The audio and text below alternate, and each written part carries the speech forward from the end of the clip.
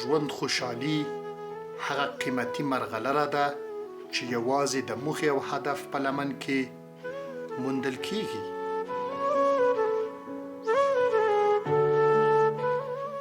چیرته چې جدیت وي هلته پرمختګ ډیر تر سترګو کیږي.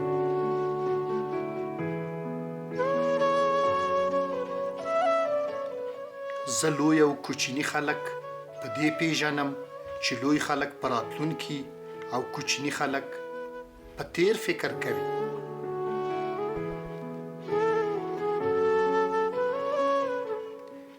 په پلار او نیکه پسې مه ځئ، په حقیقت او رښتینولۍ پسې لاړ شئ.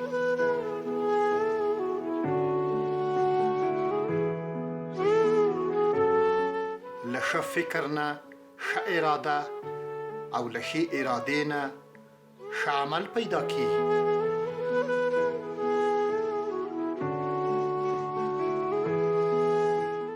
د زمانې دا عادت دی چې زاړه شیان له کاره باسي او نوي شیان په کار اچوي.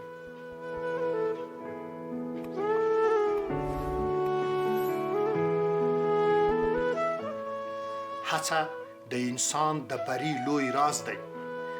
دا د انسان د هڅو پایلې دي چې غرونه سوري شول، سپیرې دښتې زرغونې شوې، پر دریابونو لارې جوړې شوې، په هوا مزل پیل شو او له ځمکې پټ شیان رابرسېره شول.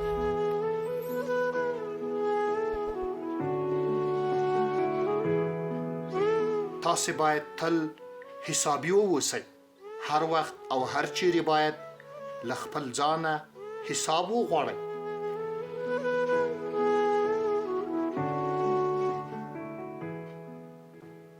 مونږ تر هغه وخته قوي او غښتلي یو تر کومه چې پر ځان باور لرو. کله چې باور له لاسه ورکړو د سیالۍ په میدان کې مو پښې لړزه کوي او لویږو.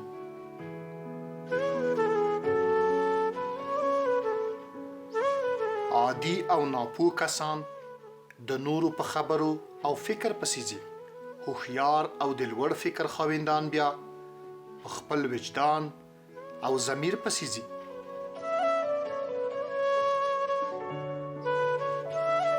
ځینې کسان پوهه لري، انسانیت نه لري. ځینې کسان بیا انسانیت لري خو پوهه نه لري.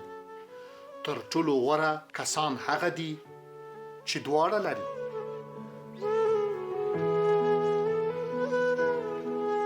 انسان چې څومره حقیقت خوښوي هومره یې نه وایي.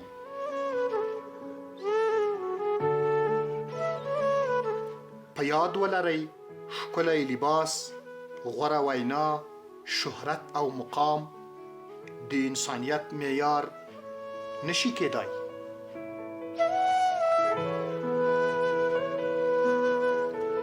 هر څه چې اخلې وایخله، خو د خوار او غریب آزار مه اخله.